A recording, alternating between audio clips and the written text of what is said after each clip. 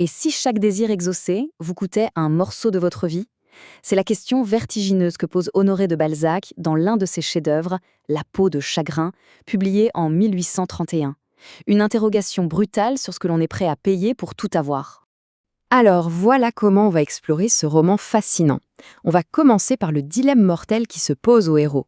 Puis on verra le fameux pacte et son mécanisme implacable. On décortiquera ensuite la philosophie de Balzac. Vouloir, pouvoir, savoir. On regardera le prix terrible du désir et pour finir, on verra pourquoi cette idée d'énergie vitale est toujours aussi pertinente.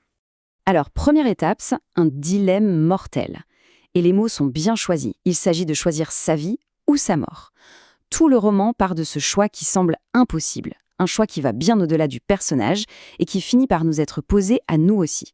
Voilà la question que Balzac nous jette au visage dès le début. Vivre à fond, intensément, quitte à ce que ça se termine vite, ou alors opter pour une vie plus longue, plus tranquille, mais peut-être aussi un peu plus fade. Le génie du roman, c'est qu'il ne donne aucune réponse facile. Il nous force à regarder ce dilemme en face. Et pour qu'on comprenne bien que ce n'est pas juste une réflexion philosophique, Balzac nous plonge tout de suite dans le concret. On rencontre son héros, Raphaël de Valentin, et il est au plus bas, vraiment au fond du trou, ruiné, sans espoir, au point d'être sur le point de se jeter dans la Seine. Et c'est son ami, Émile, qui résume tout ça de la manière la plus brutale qui soit. Tuer les sentiments pour vivre vieux, ou mourir jeune en acceptant le martyre des passions, voilà notre arrêt. Waouh, ce n'est pas juste un choix, c'est une sentence, un arrêt. On sent tout le poids qui pèse sur cette jeunesse du 19e siècle. On arrive maintenant à l'élément qui va tout faire basculer, le fameux pacte de la peau. Imaginez, une solution miracle se présente, un vœu pour chaque jour de vie. Mais bien sûr, il y a un piège. Et quel piège? Alors qu'il est au bout du rouleau, Raphaël entre un peu par hasard dans une boutique d'antiquités. Vous voyez le genre, un endroit sombre, poussiéreux, un vrai capharnaüm. Et c'est là que le fantastique fait irruption dans le Paris très réaliste que Balzac nous décrit. Raphaël y découvre un talisman mystérieux. Et voilà l'objet du délit.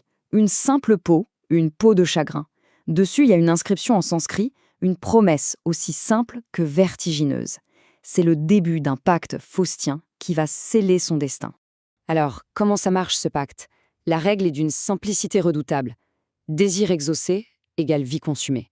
À chaque fois que Raphaël formule un vœu, la peau l'exauce. Le problème, c'est qu'à chaque fois, la peau rétrécit. Et en rétrécissant, elle ronge sa propre vie. C'est une équation terrible. Plus on a ce qu'on veut, plus on meurt vite.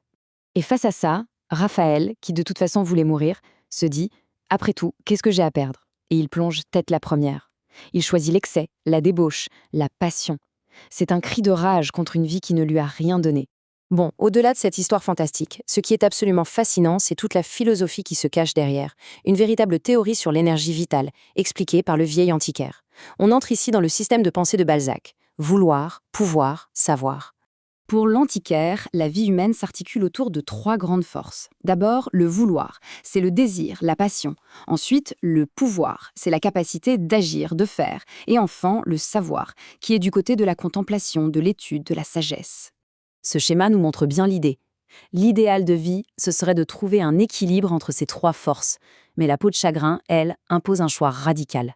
L'antiquaire est très clair. Le vouloir et le pouvoir, sans la modération du savoir, sont des forces qui détruisent tout.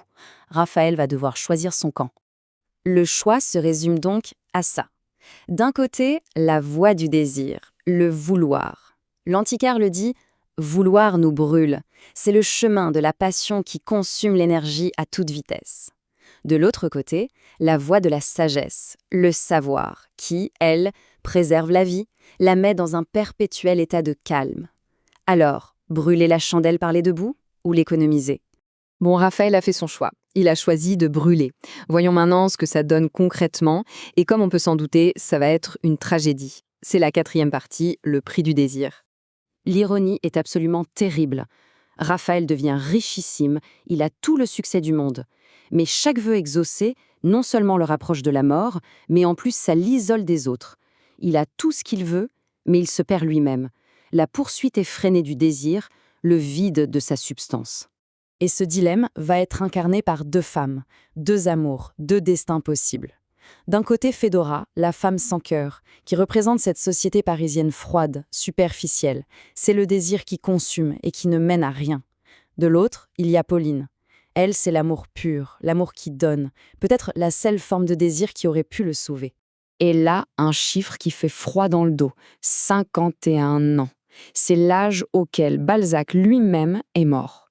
Épuisé par une vie de travail forcenée, par ses ambitions démesurées, par ses excès, c'est comme si sa propre théorie s'était appliquée à lui-même. Il a vécu la vie de ses personnages, consumé par sa propre création.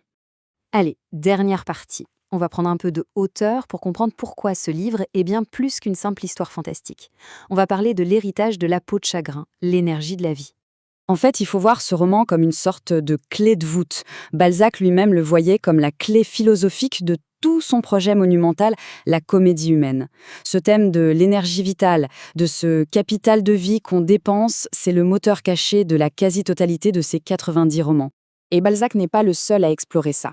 Son roman s'inscrit dans tout un courant du XIXe siècle, ce qu'on pourrait appeler les romans de l'énergie. Il suffit de penser au Père Goriot, au Rouge et le Noir de Stendhal ou à Belle Amie de Maupassant. Ce sont tous des histoires de jeunes ambitieux dévorés par leur désir de réussite. Donc au final, cette peau magique, c'est une allégorie. Une allégorie de notre ressource la plus précieuse et surtout la plus limitée, notre temps et notre énergie. On est tous avec un certain capital vital et la grande question du livre, c'est qu'est-ce qu'on en fait? Et c'est là que ce roman, écrit il y a presque 200 ans, nous parle encore de manière incroyablement directe. À notre époque, celle du burn-out, de la performance à tout prix, de l'ambition sans fin, comment gère-t-on notre propre peau de chagrin? La question de Balzac n'a pas pris une ride, elle est peut-être même plus urgente que jamais.